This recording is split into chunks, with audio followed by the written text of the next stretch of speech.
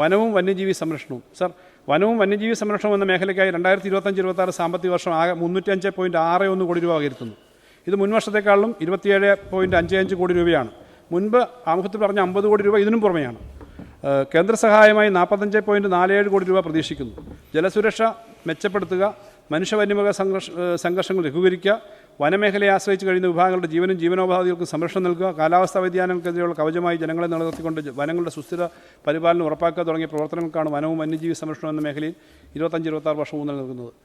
മനുഷ്യ വന്യമൃഗ സംഘർഷ സംബന്ധമായ വിവരങ്ങൾ യഥാസമയം ശേഖരിച്ച് വേണ്ട നിർദ്ദേശങ്ങൾ ഫീൽഡ് തലത്തിൽ നൽകുന്നതിനും പ്രവർത്തനങ്ങൾ ഏകോപിപ്പിക്കുന്നതിനുമായി സംസ്ഥാനതല കൺട്രോൾ റൂം 36 DEOCകളിലും രൂപീകരിച്ചു. മനുഷ്യ വന്യജീവി സംഘർഷങ്ങൾ ലഘൂകരിച്ച് അതിവേഗം പരിഹരിക്കുന്നതിനായി 24-25 സാമ്പത്തിക വർഷത്തിൽ 48.85 കോടിയാണ് വകയിരുത്തിയത്. ഇതിൽ 21.55 കോടി വർദ്ധിച്ച് 70.4 കോടിയായി ഉയർത്തുന്നു. വന്യമൃഗങ്ങളുടെ ആക്രമണത്തിന് ഇരയായവർക്കുള്ള സഹായമായി 2011-16 കാലയളവിൽ 39.52 കോടിയാണ് വിതരണം ചെയ്തതെങ്കിൽ 2016-21 കാലയളവിൽ 91.36 കോടി വിതരണം ചെയ്തു.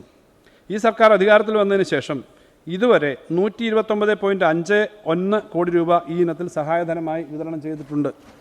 നിലവിൽ പ്രവർത്തിച്ചു വരുന്ന 19 ദ്രുത കർമ്മസേനകൾക്ക് പുറമെ 9 ഫോറസ്റ്റ് ഡിവിഷനുകൾ കൂടി പുതിയ ദ്രുത കർമ്മസേനകൾ രൂപീകരിച്ച് പ്രവർത്തനം ആരംഭിച്ചിട്ടുണ്ട്. ഇതോടെ ആറാൾട്ടികളുടെ എണ്ണം 28ആയി വർദ്ധിച്ചിട്ടുണ്ട്. വനാശ്രിതരായ പട്ടികവർഗ വിഭാഗങ്ങളിൽ നിന്നും 500 പേർക്ക് പുതിയ ബീറ്റ് ഫോറസ്റ്റ് ഓഫീസർമാർ തസ്തിക സൃഷ്ടിച്ച് PSC മുഖേന അവർക്ക് 2023 നിയമനം നൽകി. പ്രവർത്തനക്ഷമമല്ലാത്ത ഫെൻസിങ്ങുകൾ അടിയന്തരമായി പ്രവർത്തനക്ഷമമാക്കുന്നതിന് മിഷൻ സോളാർ ഫെൻസിംഗ് 24 എന്ന പദ്ധതി സംസ്ഥാനത്താകെ നടപ്പിലാക്കിയിട്ടുണ്ട്. സർ, സംസ്ഥാനത്ത് പാമ്പ് കടിയേറ്റുള്ള മരണങ്ങൾ അടുത്ത 5 വർഷം കൊണ്ട് പൂർണ്ണമായും ഇല്ലാതാക്കാൻ പാമ്പ് വിഷബാധ ജീവഹാനി രഹിത കേരളം എന്ന പദ്ധതി നടപ്പിലാക്കുന്നതാണ്. വിവിധ വനസംരക്ഷണ പ്രവർത്തനങ്ങൾ, വന്യജീവി ആക്രമണങ്ങൾ ഇല്ലാതാക്കുക തുടങ്ങിയ ഘടകങ്ങൾ ഉൾപ്പെട്ട വനസംരക്ഷണ പദ്ധതിക്ക് 25 കോടി രൂപ വകയിരുത്തുന്നു. വനസംരക്ഷണ പ്രവർത്തനങ്ങളുടെ ശാക്തീകരണത്തിനും അടിസ്ഥാന സൗകര്യ വികസനത്തിനുമായി 50.3 കോടി രൂപ വകയിരുത്തുന്നു. പ്രൊജക്ട് എലിഫൻ്റ് പദ്ധതിയിൽ ഉൾപ്പെടുത്തി പെരിയാർ, ആനമുടി, നിലമ്പൂർ, വയനാട് ആനസങ്കേതങ്ങൾ മെച്ചപ്പെടുത്തുന്നതിന് 3.5 കോടി രൂപ വകയിരുത്തുന്നു. കോട്ടൂർ ആന പുനരധിവാസ കേന്ദ്രത്തിനായി 2 കോടി രൂപ വകയിരുത്തുന്നു. സർ, ഗ്രാമവികസന മേഖലയ്ക്കായി 2025-26 798.74 കോടി രൂപ വകയിരുത്തുന്നു. മുൻ വർഷത്തേക്കാൾ 598.75 കോടി രൂപ അധികമാണ് ഈ വർഷം വകയിരുത്തുന്നത്.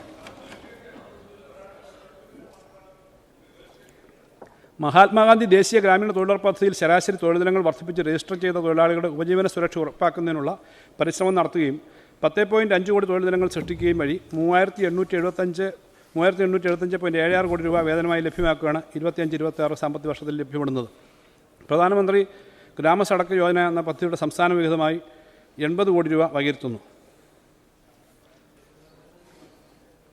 സർ, നിലവിൽ ഇൻഫർമേഷൻ സെൻ്ററുകളില്ലാത്ത ബ്ലോക്ക് പഞ്ചായത്തുകളിൽ ഇവ സ്ഥാപിക്കുന്നതാണ്.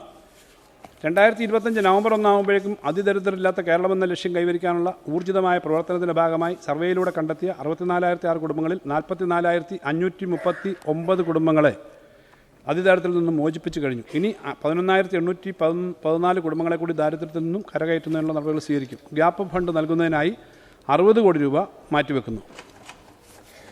കേരള സംസ്ഥാന സാക്ഷരതാ മിഷൻ അതോറിറ്റിക്ക് തുടർ വിദ്യാഭ്യാസ പദ്ധതിക്കായി 20.2 കോടി രൂപ വകയിരുത്തുന്നു.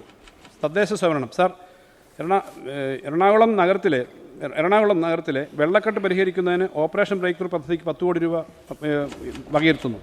LHD കോംപ്ലക്സ് ഭൂമി വാങ്ങുന്നതിന് നിർമ്മാണത്തിനുമായി 3 കോടി രൂപ വകയിരുത്തുന്നു. കുടുംബശ്രീ മിഷൻ നോഡൽ ഏജൻസിയായി നടപ്പിലാക്കുന്ന ദീൻ ദയാൽ അന്ത്യോദയ യോജന ദേശീയ ഗ്രാമീണ ഉപജീവന മിഷൻ പദ്ധതിക്കും അതിൻ്റെ ഉപപദ്ധതികൾക്കുമായി സംസ്ഥാന വിഹിതമായി 56 കോടി രൂപ വകയിരുത്തുന്നു. കുടുംബശ്രീ മിഷൻ പ്രവർത്തനങ്ങൾക്കായിട്ട് 270 കോടി രൂപ വകയിരുത്തുന്നു. കേരള ഇൻസ്റ്റിറ്റ്യൂട്ട് ഓഫ് ലോക്കൽ അഡ്മിനിസ്ട്രേഷന് നിലവിലുള്ള വിഹിതം വർദ്ധിപ്പിച്ച് 29.32 കോടിയായി വകയിരുത്തുന്നു. കേരള സർക്കാരിൻ്റെ ഗവേണൻസ് പദ്ധതിക്ക് 9 കോടി രൂപ വകയിരുത്തുന്നു. സ്വച്ഛ് ഭാരത് മിഷൻ പദ്ധതിക്ക് സംസ്ഥാന വിഹിതമായി 7.5 കോടി രൂപ വകയിരുത്തുന്നു. സർ, മാലിന്യമുക്ത നവകേരളം എന്ന ലക്ഷ്യം കൈവരിക്കുന്നതിനായി ശുചിത്വ കേരളം പദ്ധതികൾക്ക് വിഹിതം 24-25 25 കോടി രൂപയിൽ നിന്ന് 30 കോടിയായി ഉയർത്തുന്നു. സർ, വയനാട് ജില്ലയുടെ സുസ്ഥിര വികസനത്തിനായി ആരംഭിച്ച പദ്ധതിയാണ് വയനാട് പാക്കേജ്. 25-26 സാമ്പത്തിക വർഷത്തിൽ 10 കോടി രൂപ അധികമായി ഉൾപ്പെടുത്തി ആകെ 85 കോടി രൂപ ഈ പദ്ധതിക്ക് പ്രത്യേകമായി വകയിരുത്തുന്നു. സർ, സഹകരണ മേഖലയിൽ തൊഴിലധിഷ്ഠിത പരിപാടികൾ നടപ്പിലാക്കുന്ന വിവിധതരം സഹകരണ സംഘങ്ങൾക്ക് വായ്പ, ഓഹരി മൂലധനം, പ്രവർത്തന ഗ്രാന്റ്, സബ്സിഡി എന്നിവിടങ്ങളിലായി 21.72 കോടി രൂപ വകയിരുത്തുന്നു. പട്ടികജാതി പട്ടികവർഗ സംഘങ്ങളുടെ കാര്യക്ഷമത വർദ്ധിപ്പിക്കാനായി 7 കോടി രൂപ വകയിരുത്തുന്നു. കാർഷിക ഉൽപ്പന്നങ്ങൾ വാങ്ങുന്നതിന് ഓൺലൈൻ മൊബൈൽ ആപ്ലിക്കേഷൻ വികസിപ്പിക്കുന്നതിനായി 7.5 കോടി വകയിരുത്തുന്നു. സർ, വയനാട് ബ്രഹ്മഗിരി ഡെവലപ്മെൻറ്റ് സൊസൈറ്റിക്ക് പ്രവർത്തന മൂലധനത്തിനും നവീകരണത്തിനുമായി 10 കോടി രൂപ വകയിരുത്തുന്നു.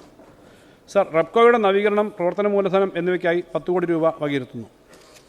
ജലസേചനവും വെള്ളപ്പൊക്ക നിയന്ത്രണവും എന്ന മേഖലയ്ക്കായി 25-26 സാമ്പത്തിക വർഷം ആകെ അടങ്കൽ തുകയായി 609.85 കോടി രൂപ വകയിരുത്തുന്നു. ഇത് മുൻ വർഷത്തേക്കാൾ 21 കോടി രൂപ അധികമാണ്.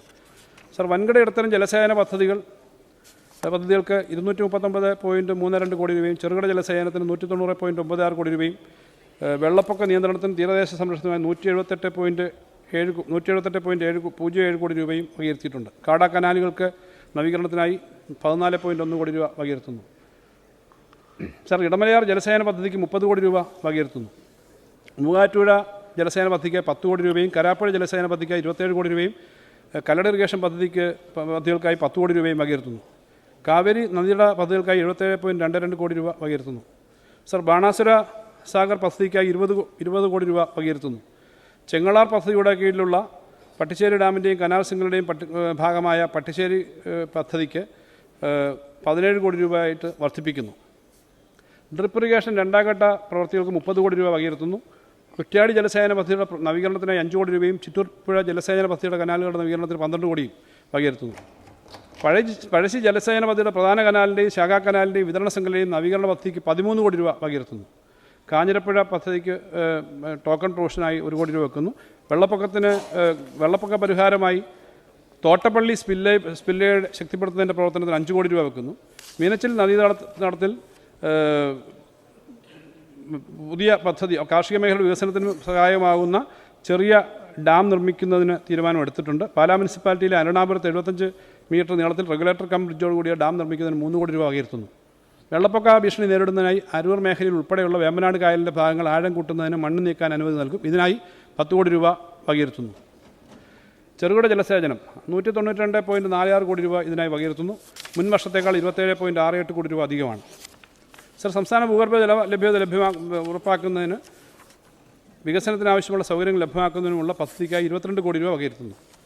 പുതിയ സൂക്ഷ്മ ജലസേചന പദ്ധതിക്കായി 30.6 കോടിയും, ലിഫ്റ്റ് ഇറിഗേഷൻ പദ്ധതിക്കായി 17 കോടിയും, ചെറുകിട ജലസേചനം ക്ലാസ് 1 പദ്ധതിക്ക് 71.1 കോടി രൂപയും, ക്ലാസ് 2 ചെറുകിട ജലസേചന പദ്ധതിക്ക് 22.5 കോടി രൂപയും വകയിരുത്തുന്നു. കുട്ടനാടിൽ അടിസ്ഥാന സൗകര്യ വികസന പ്രവർത്തനങ്ങൾക്കായി നടപ്പിലാക്കുന്ന പദ്ധതിക്കായി 100 കോടി രൂപ വകയിരുത്തുന്നു. വെള്ളപ്പൊക്ക നിവാരണത്തിനുള്ള പ്രവൃത്തികൾക്ക് 57 കോടി രൂപ, ജലസേചന വകുപ്പിൻ്റെ കീഴിലുള്ള വിവിധ തീരദേശ തീരസംരക്ഷണ പദ്ധതികൾക്കായിട്ട് 15 കോടിയും വകയിരുത്തുന്നു.